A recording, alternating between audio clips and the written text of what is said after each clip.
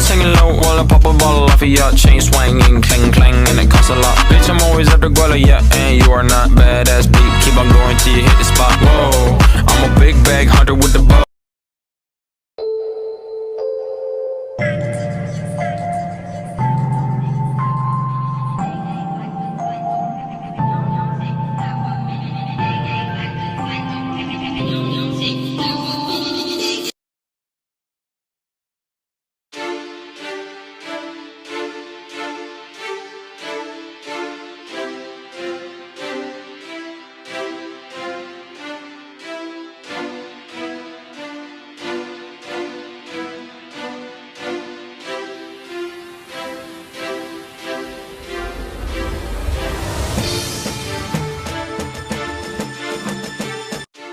Bangsa Yunani kuno memiliki peradaban yang tinggi. Peradaban bangsa Yunani inilah yang kemudian dikembangkan oleh bangsa Barat.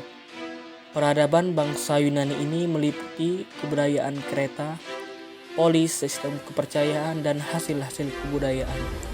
Yunani dikelilingi oleh Laut Egea dan Laut Ionia. Yunani terdiri atas dua bagian, yaitu Yunani daratan dan Yunani kepulauan. Yunani daratan terdiri atas beberapa pegunungan, daerahnya terpecah-pecah, pantainya berteluk-teluk dan airnya tenang. Oleh karena itu, Yunani sangat cocok untuk pelabuhan. Sementara itu, Yunani kepulauan berada di Laut Egea. Daerah ini terdiri dari pulau-pulau. Di antara pulau-pulau tersebut terdapat Pulau Kreta. Pulau Kreta adalah awal perkembangan kebudayaan Yunani dan Romawi. Sejarah Eropa kuno berawal dari kehidupan masyarakat Pulau Kreta yang terletak di sebelah selatan Yunani dengan pusat pemerintahannya di Knossos. Selain Knossos, masih ada kota-kota besar yang lain yaitu Lestos, Talisos, dan Anos. Letak Pulau Kreta sangat strategis, yaitu di tengah-tengah jalur pelayaran antara Mesir, Yunani, dan Mesopotamia. Keadaan tersebut dimanfaatkan oleh masyarakat Pulau Kreta untuk hidup dari sektor pelayaran dan perdagangan. Selain itu, Pulau Kreta menjadi jembatan budaya antara Asia, Afrika, dan Eropa. Setelah runtuhnya peradaban Pulau Kreta, sejarah Eropa kuno berkembang di daratan Yunani, semula berada di kota Mycenae yang sebelumnya merupakan wilayah kekuasaan Kreta. Itulah sebabnya Pulau Kreta disebut sebagai jembatan budaya Asia, Afrika, dan Eropa. 2. Kehidupan sosial. Tanah Yunani yang bergunung-gunung pada umumnya kurang subur. Di lereng pegunungan, masyarakat dapat menanam gandum serta anggur. Untuk mencari daerah yang subur, para petani atau disebut kolonus meninggalkan negerinya dan mendirikan daerah koloni di sekitar Yunani.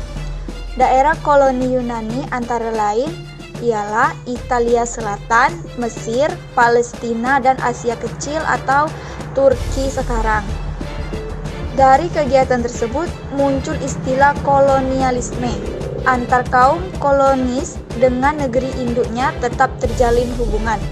Selain kegiatan pertanian, masyarakat Yunani juga mengembangkan perekonomian melalui kegiatan pelayaran dan perdagangan karena letaknya yang strategis di perairan Laut Tengah. Kehidupan masyarakat Yunani yang mendiami wilayah beriklim Mediteran yang selalu hangat dan segar memungkinkannya bersikap optimis dan berwalak riang. Suasana langit yang terang tanpa banyak awan di daerah Attika atau Athena juga menyebabkan semangat penduduknya tinggi dan kreasinya menonjol. Itulah sebab di Athena berkembang pesat kebudayaan baik di bidang seni maupun ilmu pengetahuan dan filsafat. Kondisi alam. Yunani merupakan salah satu pusat peradaban tertua di Eropa. Daerah Yunani terletak di ujung tenggara benua Eropa. Sebagian besar kepulauan di Laut Egea dan Laut Ionia masuk ke dalam wilayah Yunani. Di sebelah utara, Yunani berbatasan dengan Albania, Yugoslavia, Bulgaria, dan Turki di daratan Eropa. Di sebelah timur, Yunani dikelilingi oleh Laut Egea, di sebelah selatan dengan Laut Tengah, dan di sebelah barat dengan Laut Ionia. Yunani beriklim laut tengah yang nyaman. Peradaban Yunani lahir di lingkungan geografis yang sebenarnya tidak mendukung. Tanah Yunani tidak seperti Mesopotamia, Huangho, ataupun Mesir yang subur. Yunani merupakan tanah yang kering dengan banyak menghalangi komunikasi melalui darat. Lembah-lembah dan daratan rendah yang terpisah merupakan unit-unit geografis dan ekonomi yang bersifat alami dan menjadi pemisah kesatuan unit politik. Bangsa Yunani merupakan campuran antara penduduk asli dan pendatang yang berasal dari padang rumput sekitar Laut Kaspia. Mereka termasuk ke dalam ras Indo-Jerman yang disebut bangsa Hilas yang gagah berani. Mereka berimigrasi sejak 2000 sebelum Masehi. Kemudian mereka menetap di berbagai daerah. Suku bangsa Doria menetap di Jazirah Peloponnesos dengan polis utamanya Sparta, dan suku bangsa Wallonia menetap di Jazirah Attika dengan polis utamanya Athena. Suku bangsa Aeolia menetap di Yunani Utara dengan polis utamanya Delphi.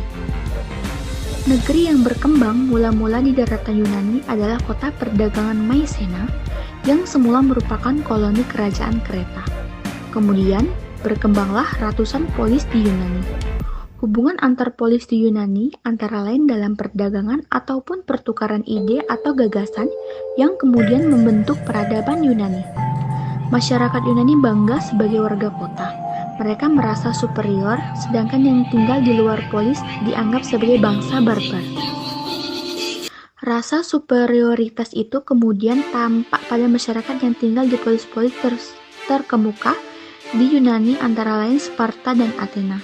Bangsa Yunani sulit bersatu karena antar polis saling bersaing untuk memperebutkan puncak kekuasaan. Namun, pada saat menghadapi ancaman bangsa lain, antara polis Sparta dan Athena kemudian bersatu sehingga memperoleh kemenangan. Karakteristik dan perwujudan kebudayaan peradaban Yunani. Seni pahat dan bangunan menjadi salah satu kebanggaan Yunani pada masa lalu dan sekarang. Peninggalan-peninggalannya dibangun dengan gaya arsitektur yang tinggi dan juga kokoh. Misalnya, Akropolis yang dibangun pada masa peradaban Mycenae, Epidaurus atau gedung kesenian, kuil Parthenon, kuil Dewi Athena, kuil Erechtheum, dan karya sastra yang ditulis lebih banyak menceritakan tentang perjuangan heroik seperti Homerus yang mengarang Ilyas penyerbuan ke Troya sekitar tahun 1194 sebelum Masehi, dan Odisea, pengembaraan Odisea setelah perang Troya. Cerita perang Yunani dan Persia, karya Herodotus, dan cerita tentang perang Sparta dan Athena, karya Thucydides. Tidak jarang pula ditemukan sastra yang berisi cerita lucu, karya Aristophanes, dan cerita tragedi, karya Aeschylus dan Sophocles. Dalam bidang ilmu pengetahuan, orang Yunani yang menjadikan konsep alam dan hidup keseharian manusia ke dalam bentuk filsafat. Filsafat ini berisi penalaran dalam bentuk metode yang masuk akal, logis, dan penyelidikan suatu objek pengamatan hingga ke bagian terkecil. Tokoh-tokoh filsuf atau ahli filsafat asal Yunani yang dikenal hingga sekarang diantaranya Thales adalah bapak pengetahuan Yunani yang mengambil pelopor astronomi dari Mesir dan Persia. Socrates adalah bapak etika dan kesusilaan. Plato adalah bapak ahli bidang tata negara dan hukum. Pythagoras adalah bapak ahli matematika dan ilmu ukur. Hippocrates adalah bapak ahli kedokteran. Dan Heraklitus adalah bapak ilmu pengetahuan alam.